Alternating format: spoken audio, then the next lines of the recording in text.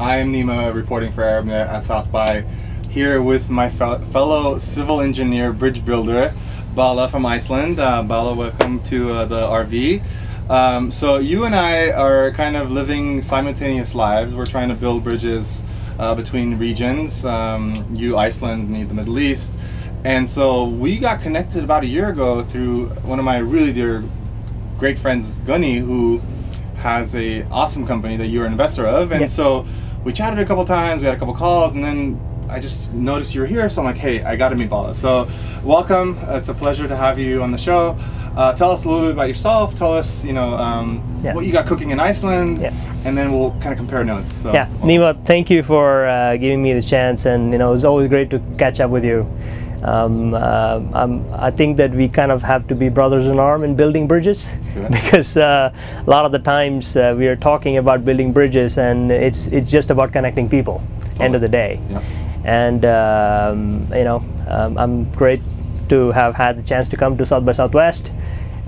This is also another mission to connect bridges, because end of the day it's about drawing connections to people who are here doing the things that we are trying to do in Iceland.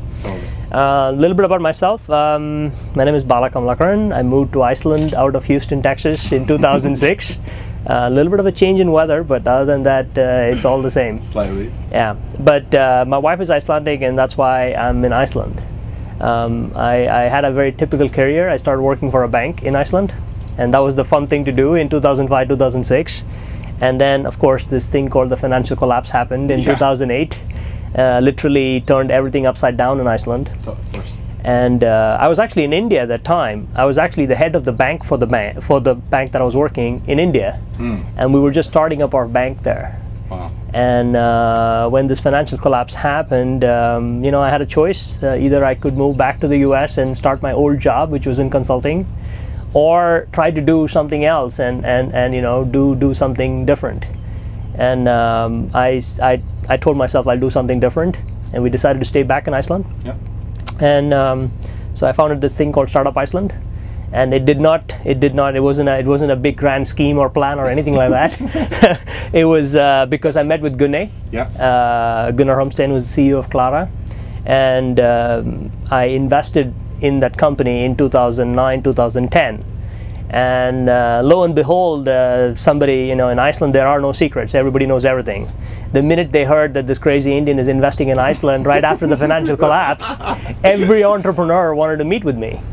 So I pretty much took every meeting that I could. And when I met with everyone, it was quite obvious to me what was needed to be done. Iceland had a pretty good, very well-educated, young entrepreneurial spirit at the grassroots level. And just after the financial collapse, there was like a rejuvenation of trying to reinvent themselves. You know, Iceland never had to do that in the entire history. And here was a country that's basically been disseminated by the financial collapse. So a lot of people were asking, so what should we do? You know, what should Iceland be about? And when I started meeting these young guys, you know, 20, 21, 22, 23, what was so obvious to me is that they weren't listening to the media at all. They weren't even reading the Icelandic newspapers, because if you read the Icelandic newspapers, you pretty much would go dig a hole, go in and just, you know, commit suicide. Because they were saying the whole world has come to an end and we pretty much have to go back to fishing or, you know, put on our woolen sweaters and go farming. And Gunnar wouldn't have it. He basically was like, no freaking way I'm doing that. I'm going to go create my own world. So I got motivated talking to these young entrepreneurs. And I said, so I'm going to do something to help them. So I should do something about it. And of course, when I started, I had no money. So I was somehow able to raise money for Gunnar. And that's how I got invested into Gunnar. And my family is in India, so I was able to use my connections there. And I had connections in the US, so we kind of created a small angel group. And we invested in Klara. Awesome. And then when I started talking to entrepreneurs, it was very obvious to me that they needed a bridge to a bigger market. You know, they're very good at the technology part, but they just sucked at marketing and just connecting to people. And that's why when I invested in Gunnar, 4 months into it, once we got the product and market fit done, I gave a one-way ticket to Gunnar and said, you're going to go to Silicon Valley and you're going to build bridges. And I met him that first or second week he was there. Exactly. 2.5, 3 years later, how big is the team now? Like it's about 14 now. 14 people, and they're doing amazing things. So their customers include Sony PlayStation, CCP, Prosibian, Riot Games. So they're in the top 5 gaming companies. They serve most of the top 5 gaming companies. They do community analytics. And now we are starting to do partnerships with Lithium and Jive. So it's they're on a pretty interesting trajectory. And it wouldn't have happened if Gunne had not taken the jump. And that's the key, end of the day. Look, maybe you got lucky because Gunne is definitely a special entrepreneur. I have never in my life met someone with so much positive energy and attitude and smart. I mean, he's a genius. He showed me the Cloud product, and I'm like, okay, what is this? I'm lost. And there's a ton of these entrepreneurs, not just in Iceland, not just in Europe, in the Middle East. And I keep bumping into them, and like you said, a lot of them don't really even know where to start. They don't know who to talk to. They don't know what doors to knock on, even if they have a full intention of doing, building something big. So I applaud you, and again, Gunne is a great friend of mine. So every time I hear like a success story, I had dinner with him the other night. It's exciting. But so now you're putting together an event in Iceland. In the summer? In the first week of June. So last year we had the first time we conducted Startup Iceland. The theme of the conference was building sustainable startup ecosystems. And one of the key ingredients of building startup ecosystem is to build a bridge to another ecosystem that is thriving. And I was very lucky because I pretty much stalked Brad Feld and got him to come down, and he fell in love with the place, and he saw the energy that I saw. And he's coming back again this year. That's awesome. But this time around, he's actually bringing 2 of his partners with him. So Jason and Ryan, all 3 of them are coming. That's super cool. And this time, we are actually changing the theme a little bit. We're saying building an anti-fragile startup ecosystem. Based on the new book by Nassim Taleb about anti-fragility, which is basically, the startup ecosystem, they're going to go through a lot of stress. Things might work, things might not work. So how do we create an ecosystem that gets stronger with every stress you put on it?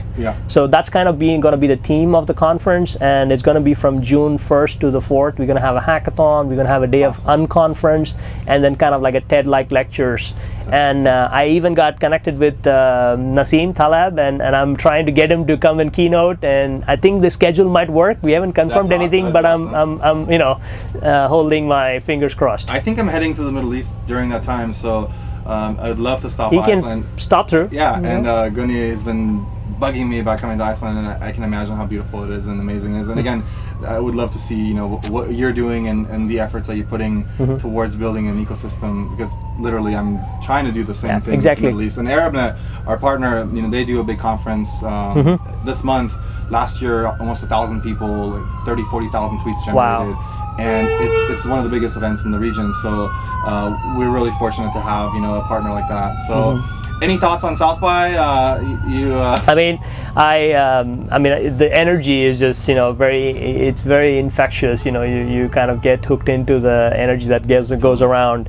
This is my first time, so I had nothing. I had no expectations. Everybody said it was going to be crazy. We just hosted a party last night, and like 250 people showed up, and for a small startup out of Iceland, we were like, really cool. That's fun. Cool. So of course, any advice for people who want to come to start South by next year? I will say that second, guys. Don't get arrested. Okay. My advice is very simple. There's too many people giving advices. I just say follow your gut and do what you think you need to do. Everybody says, don't launch your product in Startup Iceland. I mean, don't launch your product in South by because it's so noisy. And I say, go do it. Why not? End of the day, you got to follow your gut and do what you think is right. Everybody has right intentions, but you got to follow your heart, and that's what we did, and we are launching our product here, so it's cool fun. Well, best of luck with that. Hey, thank you. I hope to see you in Iceland very soon, and one of these days you should join me to Beirut, because Beirut is I would love to do that. Awesome. Love to do that. Beautiful place. So would love to have you join us and tell some stories of things that you're doing in Iceland. Bala, I want to thank you. Thanks, Nima. Thanks for making the time. Great. We'll see you in the next episode. Peace. Peace. Thanks.